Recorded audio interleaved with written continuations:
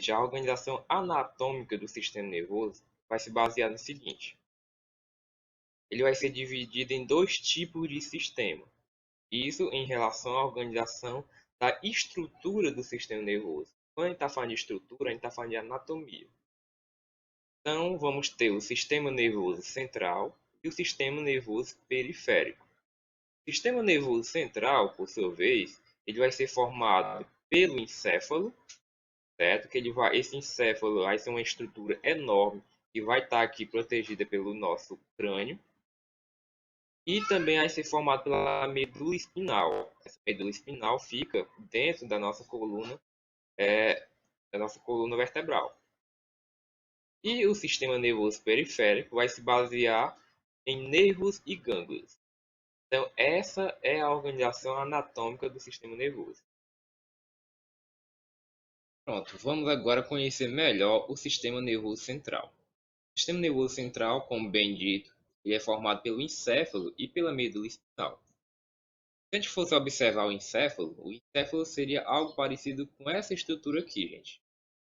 O encéfalo é toda essa porção grande, até mesmo um dos órgãos mais pesados do corpo humano, que fica protegido pelos ossos do nosso crânio. Ele é formado por várias porções, por várias partes. E por favor, gente, não confundir encéfalo com cérebro. O cérebro é uma porção, é uma parte do encéfalo. Okay? O encéfalo, assim, então, ele é formado por algumas porções. Entre as mais conhecidas, o cérebro, que é o centro do pensamento, da memória, das emoções. O cerebelo, que é o centro de coordenação motora, da postura e do equilíbrio. O diencéfalo, certo? Que é essa parte bem aqui, ó. Esse diencéfalo ele é formado por outras duas partes, que é o tálamo e o hipotálamo. Ok? Eu tenho também formando esse encéfalo a ponte, que é essa estrutura aqui, ó, marcada em azul nesse esquema. É uma estrutura que tem algumas fibras nervosas provenientes também da base do cérebro. E eu também tenho o bulbo, certo? O bulbo ele está relacionado muito ao controle da tosse, da deglutição. O que é a deglutição? É o ato de engolirmos algo, o ritmo dos batimentos cardíacos e da respiração. Então, o encéfalo é toda essa estrutura formada por essas partes, por essas porções principais. E a medula espinal, ela vai estar aqui abaixo do encéfalo, vai se ligar ao encéfalo, inclusive. E essa medula espinal, ela fica escondida, fica protegida pela nossa coluna vertebral, certo? Ela fica protegida pelos ossos da coluna vertebral. E dessa medula espinal vai partir diversos nervos e gânglios, e já vai fazer parte do sistema periférico. Então, encéfalo e medula espinal fazem parte do sistema nervoso central. Mais à frente, a gente vai concluir que nervos e gânglios vai fazer parte do outro tipo de sistema nervoso, que é o periférico. O encéfalo e a medula espinal, elas são envolvidas por membranas chamadas de meninges. Então, gente, tanto o encéfalo como a medula espinal, além de ser protegido pelos ossos do crânio, elas vão ser protegidas também por camadas, que são chamadas de meninges. Então, notem que os ossos, tanto do crânio como da coluna vertebral, não vão encostar nessas partes que compõem o sistema nervoso central. Crânio, ossos do crânio, não vai encostar diretamente no encéfalo. Por quê? Porque protegendo esse encéfalo, eu vou ter meninges, que são camadas protetoras. Vamos aqui então observar essa figura esquemática, onde vocês podem ver aqui, tem um zoom aqui para a parte do encéfalo, essa parte periférica. E protegendo esse encéfalo, eu vou encontrar um conjunto de membranas, que são chamadas de meninges. De uma forma mais específica, mas não precisa você decorar esses nomes, mas só para efeito de informação, essas meninges se dividem em três e recebem nomes, como tudo na ciência. A mais externa é a dura mater, a que fica mais ou menos no meio é chamada de aracnoide, e a que fica mais internamente ela é chamada de pia mater. ok?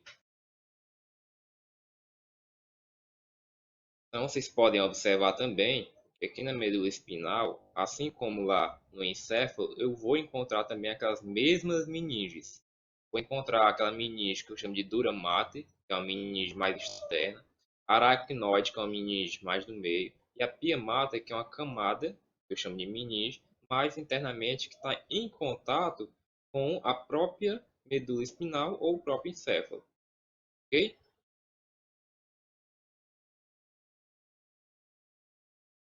Pronto, gente. Os órgãos do sistema nervoso central são constituídos, em maior parte, de tecido nervoso. A gente já viu. E que esse tecido nervoso ele vai ser constituído por células principais, que são os neurônios e as células da glia. Dando ênfase, dando um foco aqui para os neurônios, né, temos o seguinte, que a disposição desses neurônios, a organização desses neurônios no sistema nervoso central, ocorre de tal modo, de uma tal forma, que os corpos celulares, que é uma região do neurônio, e dendritos ficam concentradas em determinadas áreas, e os axônios estão organizados de maneira que fiquem próximos entre si. Então, gente, ó, só relembrando para vocês, a gente viu que um neurônio, vou até colocar aqui para a gente ver melhor. Pronto. A gente tinha visto, gente, ó, que um neurônio ele vai ser constituído por regiões, né?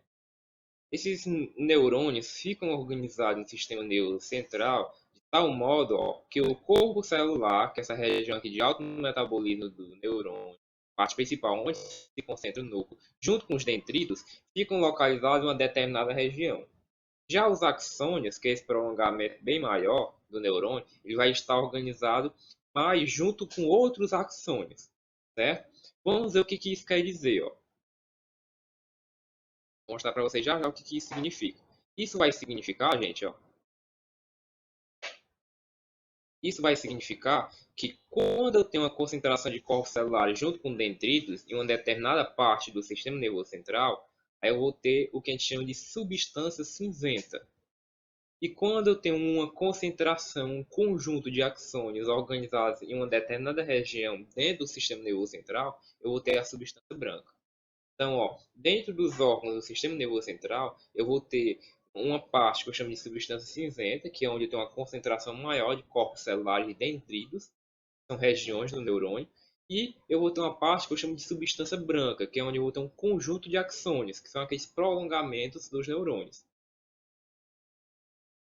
Então, ó, mostrando aqui para vocês a substância branca e a substância cinzenta. Aqui no encéfalo, onde vocês podem perceber ó, que eu vou ter regiões que eu vou ter a maior concentração de axônios, que é a substância branca, e a substância cinzenta é uma região onde eu vou ter mais concentração de corpos celulares e também de dendritos, que são regiões de neurônio. Da mesma forma, vai ocorrer aqui ó, na medula espinal. A medula espinal, aqui ó, protegida pela coluna vertebral, eu vou ter também ó, substância cinzenta e substância branca, ok? Onde isso significa que na substância cinzenta eu vou ter mais concentração de corpos celulares e dendritos, e na substância branca eu vou ter mais concentração de axônios, que são regiões dos neurônios, ok? Deu para compreender?